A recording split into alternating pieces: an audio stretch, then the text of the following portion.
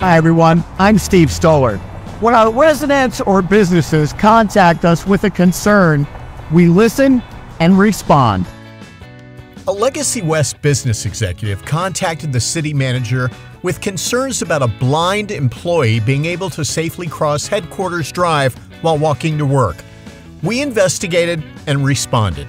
City staff installed accessible pedestrian signals to the existing traffic signals along Headquarters at intersections with the Dallas North Tollway, Windrose Avenue, and Communications Parkway.